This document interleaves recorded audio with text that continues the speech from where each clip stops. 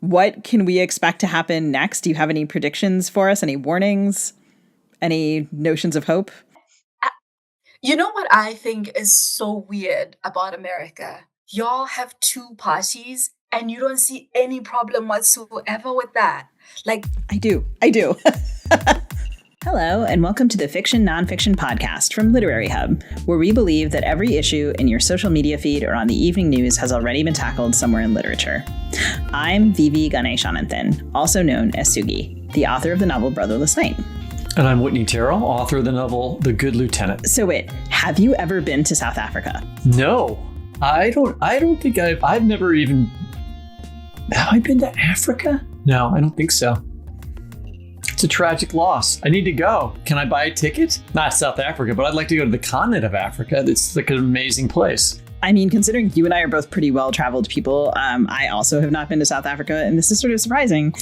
Wait, I realized I have a friend who is in the anthropology department at UMKC who studies South Africa. She's on there a ton, actually. I hear about it from her. I feel like a lot of what I know about it is actually from literature, and even so, I feel like I don't know enough about it. I'm starting to wish I knew more about it, since it seems like at least one immigrant from South Africa is having a disproportionate effect on our government. Oh, it's like we've got an influx of South Africans coming in here and telling us what to do. Elon Musk, of course, Peter Thiel, Mike Sachs, Roloff Botha. I don't even know if I can say that person's name right. Sorry, who is that? I don't know. You wrote this, Roloff Botha? Botha? Is that a person? Who is this? He is the grandson of the last foreign minister of the apartheid regime in South Africa, and he is Musk's pal. Great. And so I think that's what I love hearing. Well, he's super interesting, actually, because his grandfather was the last foreign minister in the apartheid regime, but then he was also in Mandela's administration. So he was like in both, which is kind of interesting. Anyway, so do these people have something to do with why Trump's kicking out so many other immigrants, or at least stating that he wants to, but accepting Afrikaners, the descendants of Dutch settlers in South Africa, as refugees? I mean, yes, would be my answer. I mean, this might be just the beginning of how South African history is about to affect us. I have a feeling that there's a lot more that we don't know. Well, fortunately, we're joined today by a brilliant South African novelist, Rešoketšwe Manenzhe, who can help us unpack this. Rešoketšwe, also known as Shoki, is a South African poet, short story writer, and novelist. Her work has appeared in the Kalahari Review, Fireside Fiction, and Praxis Magazine, among others. She has won the 2019 Writivism Short Story Prize, the 2020 Denane Debut Fiction Award, the 2021 inaugural Akuko Short Story Competition, and the 2021 HSS Award for Best Fiction. In 2021, she was shortlisted for the Sunday Times CNA Literary Awards. Her debut novel, Scatterlings, which I love so much, was named a Best New Book by Vanity Fair, The Root, Vulture, People, The Washington Post, Christian Science Monitor, LA Times, and Essence. It was a New York Times Book Review Editor's Choice pick and a New Yorker Best Book of the Year. Shoki, welcome to the show. Thank you very much. And thank you just for this opportunity. I'm really, really psyched to be here. Sorry if I geek out or anything. We're glad to have you. Well, we're hoping to add to our South African audience. You tell your friends and to sign up for the podcast. All right, some writers and academics and journalists in South Africa, Johnny Steinberg, Edike Adebayo, are debating whether it's fair to connect what's happening in the U.S. to South African history. What do you think? How's our situation being discussed in South Africa? I personally think it's fair, and a whole lot of South Africans, at least I get a lot of my current affairs, and I say this sincerely, not ironically, but I get a lot of my current affairs from TikTok, because I'm one of those people who are yeah, well, in that case, the state-sanctioned media doesn't get to propagandize me in whatever way they would have, so I get from the people, if that's making any sense. But I think it's a fair analysis to make that Elon Musk, having grown up, having been born in South Africa, has influenced how he's now seeing us and how he's now advising President Trump. And I think when people try to kind of distance him from that, it's dangerous in a way, in a also like really disingenuous, because of all the countries in the world, of all the problems in the world, Elon Musk isn't going, hey, what can I do for, this major issue? What can I do for these people? He's looking specifically at South Africa. And this is a man who, beyond his immigration, has not come back to South Africa. As far as I know, he does not associate with us. And the one time he dares to look back at South Africa is to say, hey, actually, the thing that's wrong in South Africa is white oppression. And if you've lived here, if you've had the history that we've had, it niggles you a little bit. You're like, why is he saying that? And not only that, so he can kind of get away with it in America because Americans don't know jack shit about South Africa is the main problem.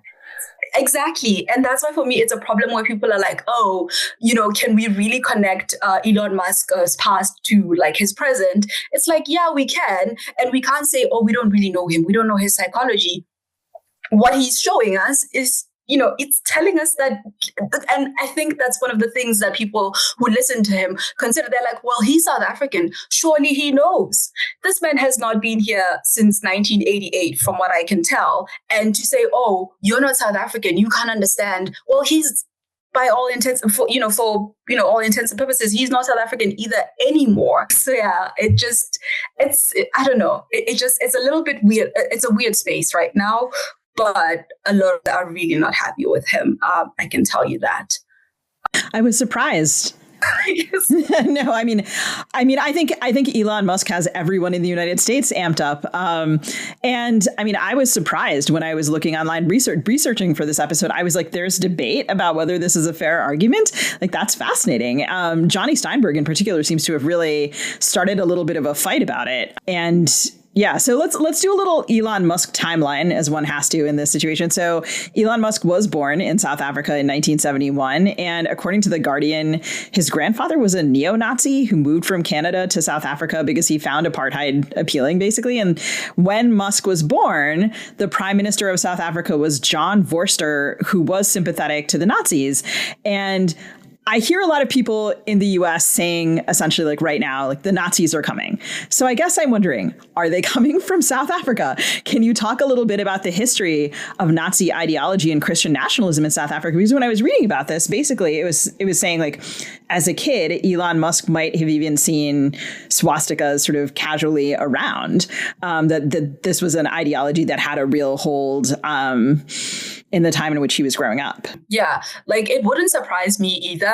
But when I get a lot of my South African law from like elders and like people who would have, known people who were fighting. So it wasn't so like South African apartheid is kind of like, for me, from having read and, seen the world, my understanding of it is like, it's kind of like Jim Crow in America, where it's this idea about apartness, separatehood, or whatever it is, whatever it gets called in any part of the world, anytime that it rises its head. So it doesn't seem to have been particularly influenced by Nazism. It just kind of like, developed organically on its own, because anything that the world can do, the apartheid South Africans were like, we can do. So it just came out of colonialism, just from what I've seen of South African history. Yes, it matched Nazism quite a lot.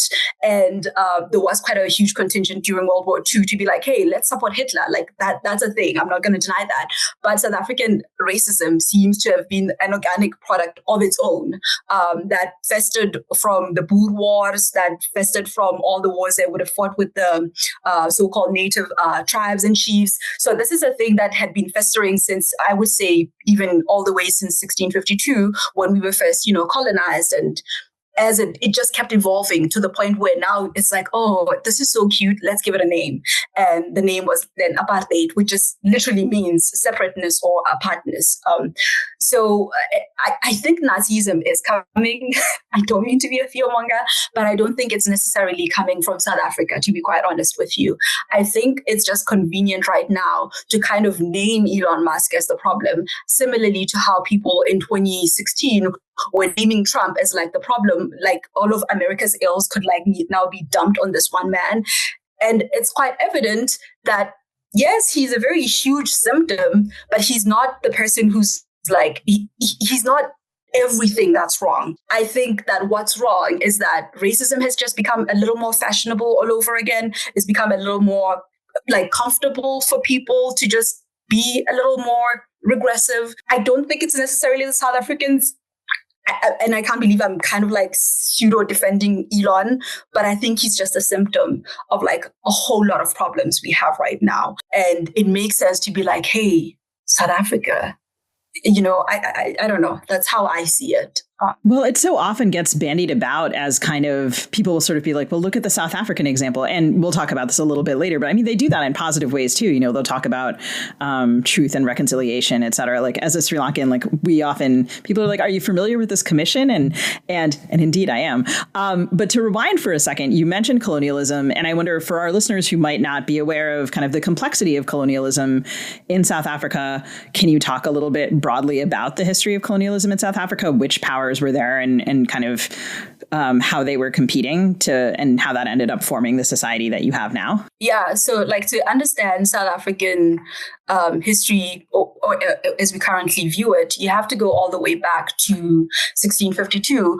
And this, I was thinking I was going to say this later on, but it fits in perfectly here, where one of the core beliefs or one of the legends that I've heard personally and one of the legends that, you know, has been kind of making the rounds is that when the first colonists arrived, they would have met tribes of people who didn't have a concept of land ownership, and in a good way, because then I'm going to give an example with the Kwe and the San people of the Western Cape. This is I think more widely known as the Kwe, and they're often referred to as the first people.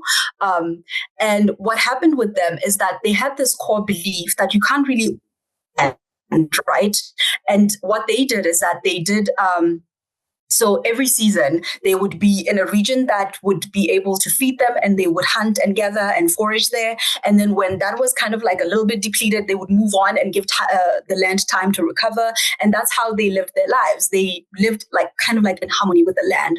And so when all these, you know, white people came and they're like these strange looking people. And I don't say that to offend. I say that as somebody who has not seen white people your whole life and you're seeing them for the first time and they're coming on these ships, they would have seemed a little bit strange. And then they have all these notions and ideas about holding up a piece of paper and being like, because of this piece of paper, I now have dominion over all this wide place and whatnot. And because I have dominion over it, you now cannot hunt here. You now cannot gather here. Like we didn't have, and even today, we don't have a notion of people kind of owning land in that sense, right? And so when a few of these treaties would have been happening, and I call them treaties very loosely because a lot of it was theft and a lot of it was like taking advantage of people who were really generous, and a lot of people who had this ideology of the world that wasn't capitalistic or that wasn't materialistic, like. Even today, it doesn't make sense to kind of like own a part of the world to these people and in a lot of African cultures. And so they were kind of just like, oh, this is the legend that gets told. They were kind of just like, hey, if you want to hold up a piece of paper and be like, you now own the river, go ahead, see what the river makes of you. Go ahead, see what the mountain makes of you, right? But they were not understanding that at this time, these are people who believe in these ideals that, yeah, now I own the mountain. And so that happened, right? And that's where land dispossession happened the first time. And then it just kept getting more evolved where now it's being formalized. And so we get to the point where we have the Natives Land Act of 1913, where now it is, you know, law that if you are Black, if you are queer, if you are San, you cannot be here. If you are this, you cannot be here. This is now a whites only area. This is now a queer and a Bantu only area, right? And so that kind of history, like a lot of our problems in Africa really start with land, where we were dispossessed, specifically in South Africa, where we were dispossessed. And it's kind of funny that that's where it is now, because that's the thing that signals to Elon Musk, like, hey, terrible things are happening in South Africa because of the Land Expropriation Act, and in some cases without compensation. So it always comes back to this concept that even throughout history, tribally, we were just kind of like, can't we all just, you know, to really, really, really, really simplify it, kind of like be like, can't we all just get along with the land and the animals and the rivers and the mountains and all of these things? And as, again, colonialism kept being more bureaucratic. That's the word I was looking for. So it kept getting more bureaucratic. Our government kept now being more centralized. Now we had a formal government, and now we had documentation that wasn't necessarily like African, but because and I'm sure you'll know this, a lot of our history is passed down orally and through cave paintings and through music and through song. So we didn't have that documentation, that so-called sophisticated documentation, where now I can say, oh, by decree of Queen Victoria, this is what's going to happen. By decree of, King Edward, whatever, this is what's going to happen. And then when we lost the kings and the queens, then it became by the government, by, this colony, by this thing and this thing and this thing. And so that history gets really, I think a lot of the time, I realize I'm like going overboard, but a lot of the time it really does get compressed to be like, oh, it was only apartheid. But like, apartheid doesn't happen if all of the stuff that happened before from, the land dispossession, because that even got formalized in 1913, and apartheid only gets formalized in 48. Just very brief recaps.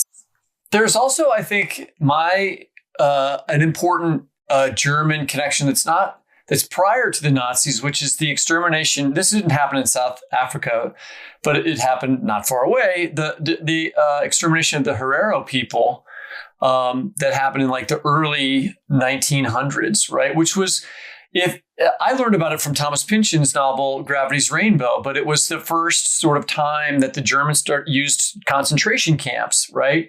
And so the beginnings of the things that happened in World War II with the Nazis actually you can trace origins to that war and that extermination of the Herero people by the German army. So in South Africa, I mean, we're talking about like the Dutch, we're talking about the British. And because that wasn't and it wasn't a monolith, the Dutch and the British, because they fought wars of their own. That's how the Boer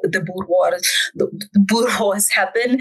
And that's how we have two, because we used to only have 4 provinces. That's how you have 2 provinces being like British colonies, and then you have 2 colonies being Dutch colonies. And then when the Union of South Africa happened in 1910, that's when they were like, oh, put them all together. So it's a really intricate history, and a lot of it is really quite not so nice. Okay, so just to put some markers down, apartheid in South Africa was formalized in 48. I think you already said this, and then it ended in 1994.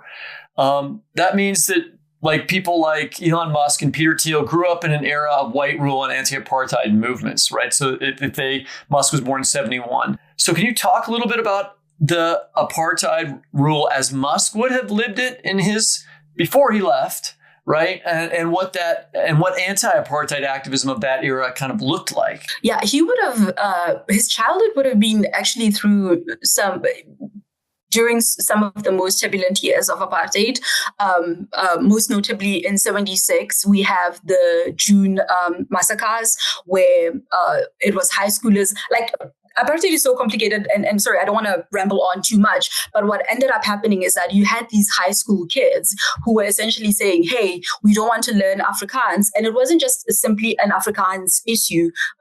And that usually gets like muddied. Like, people are like, oh, people just hated Afrikaans. It wasn't just an Afrikaans issue. It was because the Afrikaans came with Bantu education, and Bantu education was a form of education that was designed specifically to make sure that Black people could only be like educated, I use that word loosely, educated enough to be subservient at like a position that was like so-called menial at the time. So the education itself was set up to keep us in a very specific box. We didn't have certain ideas. So we wouldn't have learned things like art in school. We wouldn't have done like a whole lot of sports. It would have been kind of like a training for you, preparing you for like a job where it's not even like preparing you. It's just so that you can be able to take instructions from your master, so to speak, right? I'm just going to interrupt you real quickly to the part about that I said earlier about Americans not knowing jack shit about South Africa. So could you just tell everyone what Afrikaans is so that they know? Right. So Afrikaans is like this, it's like a Creole language. I don't know if there's like another word for it, but basically what it means is that there were a whole lot of slaves and native people who were, by the slaves, I mean, these are people who would have been taken from the so-called West Indies at the time. We have quite a lot of people from like the Malay region, and they were now employed by the Dutch colonizers, or colonists, I should say.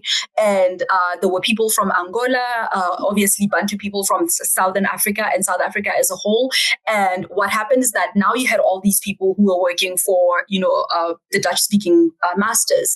And because they didn't necessarily have a common language, and also because it would have been kind of outlawed to speak your own native language, it made sense to take the language of the master and then infuse it with elements of your own language and like characteristics and linguistic structures and ways of speaking and all of that. So all these people came together and they made Afrikaans, and it was called a Gombe's Taal, which literally translates to kitchen language, which is the language of like the lower classes. In this case, it would have been like enslaved people. So that's what Afrikaans is. Over the years, what happened is that it was such a cool language. It's honestly like a really awesome language. It's what you read is what you see. Like it's a lot easier than English. But because it was so cool, then the masters hijacked it. And so now it became the language of Afrikaners. And Afrikaners would have been the descendants of the Dutch colonists. And so now it was no longer just the language of the enslaved peoples. But over the years, it then also became a tool against the Bantu population of South Africa. And Bantu population is what people would call Black population. We actually call Bantu, but no offense there. But yeah, so over the years, it then became a tool for apartheid. So by the time we get to 1976, people are now actively resisting this language that they had a hand in formulating, because it's now like it's changed hands. And not only has it changed hands, it's being used in a way that it's not a language that we use every day. And imagine if you didn't speak English, right? And you didn't speak English every day, and you didn't, I don't know how else to explain it except to say, okay, no, let me not make an example with English, because you both are English speakers. Let's say that one day when you showed up at school, you're 13 or 12 or whatever, and suddenly the medium that you had to speak in and you had to write in and that your teacher had to instruct you in was suddenly now Greek. And you couldn't deviate from Greek. And if you didn't speak Greek, you would get severely punished. You would get shamboked, which is, corporal punishment. You would get arrested. So it became really not the best thing to kind of do Afrikaans. So does that explain things perfectly?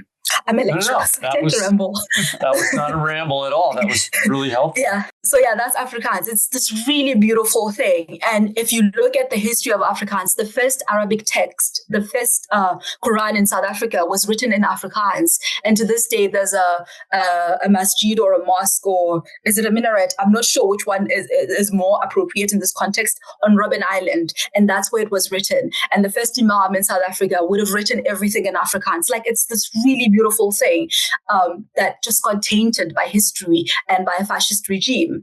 So I by sent the time we us get off. to 19... Okay, yeah, that's where we're going to get back to. Yeah. I sent us off. By the time we get to I apologize, but what was it like for Musk and Thiel back in those days? Yes. So by the time we get to 1976, you have students who are actively protesting. They are actively striking. They are burning schools, not because they're like, oh, we're going to be dumb and just burn schools. But they now realize that because of Bantu education, schools are one of the tools that the regime is using to kind of corral them like sheep or cattle into this like one thing that they are allowed to do.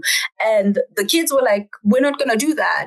And so it was a huge strike all around the country, and kids died. And it was one of the things or one of the massacres that is, often cited as having radicalized the world.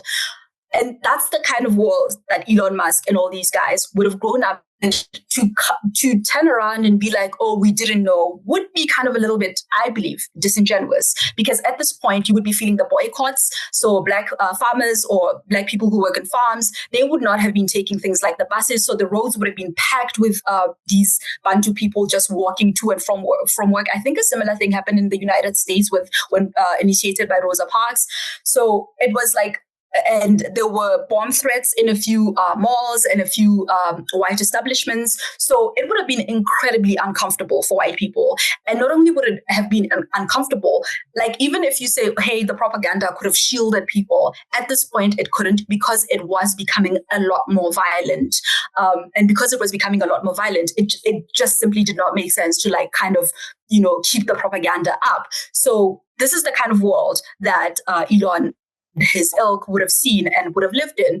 It would have been almost kind of like how we're seeing things play out with Palestine, where it's kind of like, oh, it's gotten so violent, it's gotten so much attention, now everybody's talking about it. So that's the thing he would have seen. But on the other hand, coming into the activism part of it, the fact that immigration was kind of like the thing that Elon and his ilk chose, again, is why we can't connect Elon to South Africa, because he's having all these problematic ideas with Trump. Like the fact that you chose to exit South Africa at that point when democracy was at the door, you chose to be like, you know what, actually, I'm going to exit. This place is going to the dogs. Like that says a lot to me in my mind.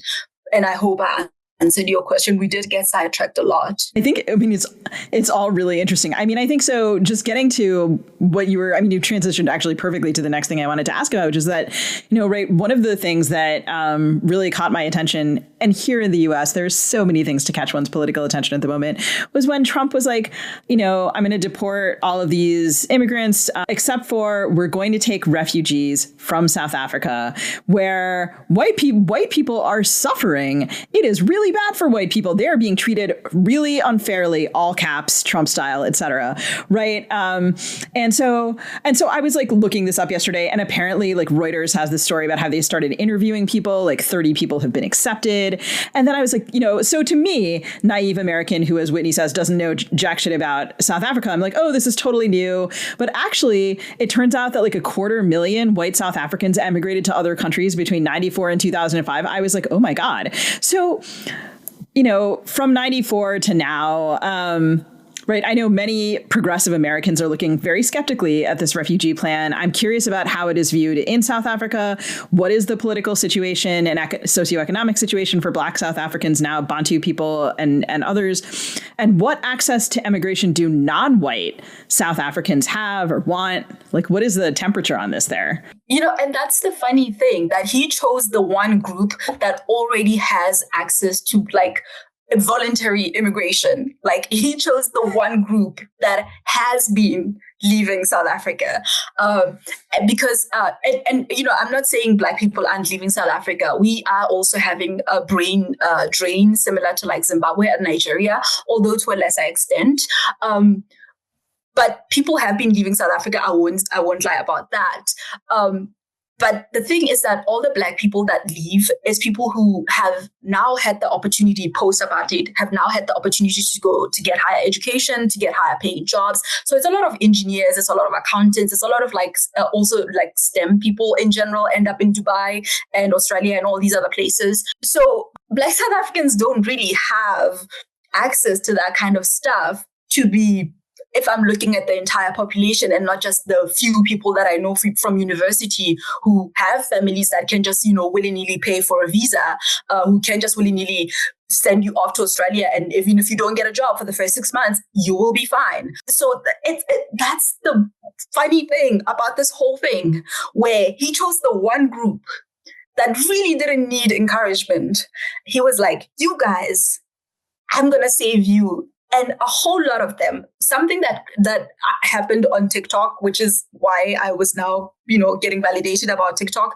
Something that happened was that now there was this whole host of white South Africans coming out and be like, actually, middle finger to Elon Musk and Trump, because we like it here. So it just weirdly, there was, at least from what I've seen, like this weird, like reconnection we had as a country where we were like, actually, why is everybody trying to divide us? We like each other. We want to do our rugby things. We want to wear our rugby shirts and bra. And like people were suddenly, I don't know, people then found reason to like put flags on their usernames, to be proudly South African, and to more outwardly being like, I've met people in real life who will just look me straight in the eye and be like, yeah, I'm not going anywhere. You always have to carry me out. So it's really weird. It's really weird what's happened.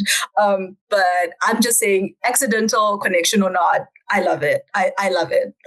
So I think it's really funny that Elon Musk is uniting South Africans in dislike of him. That's so beautiful. What a beautiful unifying moment. I mean, but isn't it, for me, it's very easy to understand why South Africans like Peter Thiel and Musk would have the kind of influence that they do with right-wing politicians in America, because basically the replacement theory that people like, oh my God, Tucker Carlson talks about, right, is really just like, I think that right-wing white, like replacement theorists, of which there are many, right, think that, they'll look at South Africa and go, look what happened to the white people there. It's going to happen here. The same thing. We had this great system. We ran shit. And now all the people of color are going to take over, which is not the idea that America was founded on. Right. But they're looking at South Africa and thinking that. I think they're not quite willing to say that out loud, but I believe that is what they are thinking and probably talking to each other about. Yeah. And they're saying, look at Zimbabwe. Like that is the one thing, like, when people want to scare South Africans from any kind of progressive acts or bills, whatever, they'll say, we're like 5 minutes away from becoming another Zimbabwe. And it's like, that is so reductive, because what happened wrong with Zimbabwe wasn't just Mugabe. It was a whole bunch of also sanctions and all of that has happened to Iran and Cuba and all of that. But it's so complex, but people are always just willing to reduce it to kind of be like, oh, what happened here is that we gave Africa back to the Africans, and that's the real problem. Where now people are just kind of looking at it like, oh, we just put Black people in charge and then things went haywire. No one's willing to look at what's happening behind the curtain, similar to how they're now trying to like overturn Ibrahim Traore of Burkina Faso. Like no one's willing to be like, hey, what happened when we just gave the Black people and left them alone? Like, Sankara initially with Burkina Faso. So it's a whole thing. It's a whole thing. I also just think it's important to point out in America, the difference in tenor of the way that we thought about South Africa over time, which has shown a difference in our politics, because I'm roughly the age of Elon Musk. And when I was growing up, Nelson Mandela was a hero in this country, right? And he espoused the kind of virtues that people really cared about and genuinely cared about, because I think America thought of itself as compared what was happening in South Africa to what was happening in Russia, right? So that made sense. So it's okay. That's like people aren't free, and Nelson Mandela's making people free, and we like that. Now, it's the opposite, right? It's just interesting to me. Nelson Mandela's no hero for someone like Elon Musk or Donald Trump. Yeah. But you know what it is? And that's why, like, for me, I was kind of like, fascism and racism have become popular. It's because, like, and every time, like, at least from a South African perspective, like, it was a whitewashed Nelson Mandela that people loved. Because every single time we come out of an oppressed stage or oppressed time, no one's really willing to like sit and wallow in it for a little bit and be like, why did this happen? How did it happen? Everyone is just willing to just like clap and pat ourselves on the shoulders and be like, isn't the world a much better place today than it was yesterday? And because that happens, every 4 years, we have to keep fighting for stuff that our grandmothers were fighting for. And it's like in 2025, I don't understand how we still have certain things that are like, just to bring it back to America, like Roe v. Wade. I'm like, how are y'all now going back to having to fight for that in 2025? It's because, again, when these things happen, we just kind of like, oh, haven't we gotten a great hero out of this? And then we move on. And then the youths that lost, so to speak, they're not, congratulating or like wallowing in misery and giving up. They're making plans for 4 years later and 4 years later and they are patient. But we're just kind of like, we just want to be in the celebration. And I don't know, I don't want to blame liberals and leftists, but we have a lot to account for presently. Yes. Really do. So I want to pivot to talk about your book, which, as I was saying, I loved so much. I think it's just brilliant. And it really connects to what you were talking about the sort of like ahistorical way in which we view so much of history as though it starts at a particular moment. And you chose to write about an earlier era of racial discrimination before apartheid was formalized. Your novel describes what happens to an interracial family as a result of the Immorality Act of 1927. And I wonder if you could talk to us about that period of time, your choice to write about that period of time, and if you could read a section from the book. Can I tell you first why I chose that specific act? Please. Because the Immorality Act is an act, it gets updated throughout apartheid, but it precedes apartheid. And it's an act that prohibits so-called natives from any sexual intercourse with so-called Europeans, right? And it often gets cited as like an example of apartheid just being petty, like, oh, they were just like, we're going to stop love. We're just going to, you can't love who you want to love. And that is such a mischaracterization, because that law actually did a lot more than, and I think this is something I should have put explicitly in the book. And that's why the book is set on a wine farm specifically. It's because that act doesn't just say you can't love who you want. It made sure that Black people could not inherit their own land and their own, or property otherwise through being born through white people. I feel like that was a really, really terribly structured sentence. But what it means essentially is that because now you can't have mixed race people who have any Black kind of ancestorship. So it ensured that property and land and riches and everything stayed in the hands of white people. But that's something that has since kind of like gotten lost in the weeds. And we now just kind of look at it as like, oh, it was just a thing about two people being in love, and apartheid was like, I'm going to get in the middle of that. No, it wasn't. It was a complementary law to the Natives Land Act of 1913, where they said Black people cannot own land. And now Black people were like, we're going to just marry white people. And then the government was like, now you can't do that either. So that's why I chose that specific law. And I chose that specific time because everything that happened before apartheid is important. It doesn't just suddenly happen one day in 1948 without all this nonsense that precedes it. Apartheid doesn't happen. But because all of these things had happened and they had happened effectively, it then happened and could stay in power until 1994. But yeah, so this passage is between Abram and his wife, Alisa. Abram would have been a Dutch Englishman who is now also South African. And Alisa was descended from enslaved people who were taken to the Caribbean, more specifically Jamaica. And she's now made her way back to Southern Africa. And she's trying to do a kind of Cape to Cairo tour to kind of, find who she is as a person, because as a displaced and enslaved person or descendant of enslaved people, she felt kind of unmoored a little bit. I'm going to read now. So this is from Abram's perspective. As he had expected, Alisa sat under the weeping willow. Unexpectedly, she wasn't writing in her journal. She faced the vineyards with her head leaning on the trunk, her eyes closed and her hands clasped on her lap. She could have been sleeping, but sensing him, she looked around and their eyes locked. When they first met, those eyes had been a darker shade of brown that sparkled when she smiled. Through the years, her incessant tears seemed to have washed them, diluted them somehow. What was left was a dull brown, so pale and worn, and so quick to show pain. And Abram swallowed and walked to her. Sorry, there was no end there.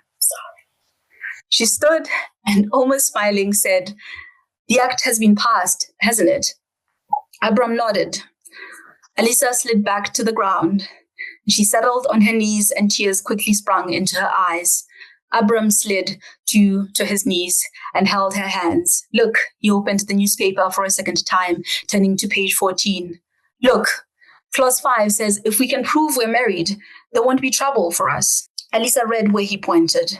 Then, shaking her head, she pointed to a clause of her own. "It says if we can't prove we're married, then we can be deemed unmarried. The penalty will be 5 years imprisonment for you, 4 for me, and the children. There, her mind failed her. She slumped further into herself and could only utter formless sentimentalities. Oh, the children, Brahm, the children. She grew more incomprehensible, her weeping more erratic. But most significant was the hug she gave Abram. She fully submitted herself into his arms, rested her head on his shoulder, then wept and wept. It had been so long since she last touched him. Her skin, once so familiar to him, now estranged, felt fickle, brittle. She trembled so freely, and as if afraid she would disintegrate where they stood, she hugged him closer. Oh, Brahm, she said. Baffled by the abundance of an affectionate wife, Abram found himself echoing her sentimentalities back to her. It will be all right, Ali. Think about our children. They won't take them, my love. That he was unsure what else to do. He slipped into memories, into habits once familiar to him. He rested his chin on her head and mumbled promises, protections he could give to both her and the children. And foolishly, Abram began to dream of a reconciliation. He began to hope. Thank you very much. Like all good historical fiction, I mean, that passage makes me think of now, and I think it's, native-born Americans, I think, have a hard time imagining the kind of cruelty of an act like that being real because, Jim Crow laws are far enough in the past that people, white Americans anyway, don't remember or think much about them, right? And also aren't familiar with people needing papers to move around, or although that did also happen in America. I'm not saying that didn't. I'm not pretending that those things did not occur, right? I'm just saying current Americans, right, have a less recent memory of those kinds of issues. And yet, it makes sense to me that someone like Elon Musk or Peter Thiel could easily imagine a society that would be organized in this way, and in fact are working to make it one now, right, in America. It doesn't seem all that difficult to them, all the problems with papers and the deportation and coming back to a kind of society where you need papers for everything, where who is able to be with who is legislated, right? And so it makes sense to me. And then where a lot of surveillance is done under apartheid, and that also is shown in your book. And Elon Musk is doing a lot of surveillance of our data through Doge, right? I mean, so I was really and ICE, which is surveilling us. That's really, that's sort of what I was when I was rereading the book. That was what I was thinking of. Oh yeah, wow. So I think your Jim Crow analogy is really helpful.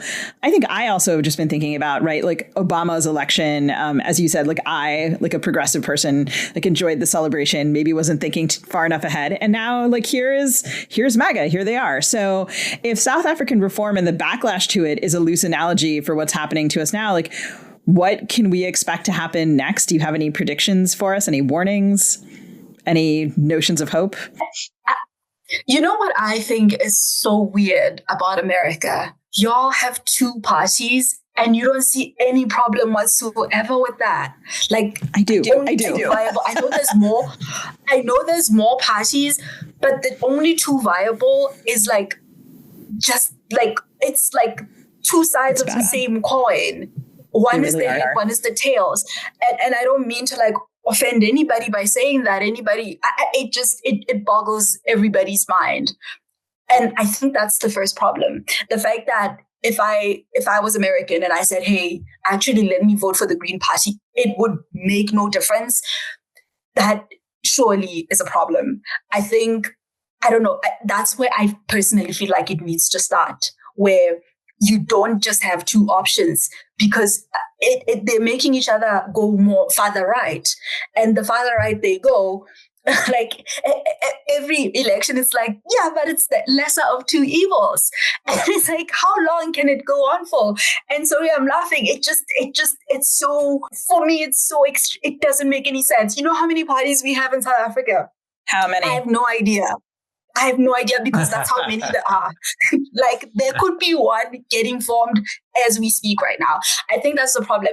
And one of the reasons I think that's where Americans need to start is because you can't keep choosing the lesser of two evils, because at any given moment, Americans, from what I'm understanding, are sacrificing something huge. Like there's a huge contingent of the population that's like, you know what, at least it's not the other guy. At least it's not the other guy. At least it's not the other guy. And that keeps just been going on and going on and going on. And when you do have like really radical people like Sanders, or at least I thought he was in 2016, you kind of just get the rug pulled under from you for, you know, as much as I want a female president in one of the most powerful economies in the world, it made no sense to anybody that Hillary got that nomination, because we were all looking at that and we were thinking to ourselves, and I think this is a problem that maybe Americans only can face, because even when Rishi Sunak in Britain was elected, people of color were just kind of like, really? That's the guy you chose to be our first ever representative? That's the dude you chose? The dude who's like so rich, he has no concept of what people are doing in their everyday lives. And South Africa too, like we've moved beyond wanting to see one of us represented. And I think that's something that Americans need to kind of grapple with, where representation needs to come with more meaning than simply having a figurehead. And now it's like a woman, but it's a genocide. It's like, you know, genocide, but make it feminism. Like for us, that's how it looks. You know, looking at America, it's kind of like, oh, wow, they are really, really pumped up for this new person. And we are kind of like, really? So I think that's where it needs to start, where America needs to untangle itself from this idea that progress is going to come just from putting a genocider there. But now it's like a Black woman, or like now it's like, you know, a Chinese man. Do you know what I'm saying? Like, or now it's like the first Jewish president or whatever. Like it needs to like go beyond the face that people are shown. It needs to be skin deep. And I honestly don't know what y'all can do, because two parties for me, that's where I'm thinking is the first problem. This is the first time we are ever going to conclude a fiction nonfiction episode by calling on our listeners to join us in the formation of a new political party, which I think is very clearly what you're telling us to do. So, I mean, I think I don't disagree with any part of your analysis. So, I mean, that's pretty clear instructions. And I know it was reductive and simplistic. No, I think I don't think you're wrong. Like, I mean, we are like everything you're saying, the lesser of two evils. Like I've said that. So yeah, I think we need to do some hard thinking and imagine a little bit better what a path forward might be. So, Shoki, thank you so much for this incredible long historical view, for your wonderful novel. And listeners, you can find Scatterlings in your local independent bookstore. Shoki, thank you so much for your time. Thank you so much. Thank you. Thank you.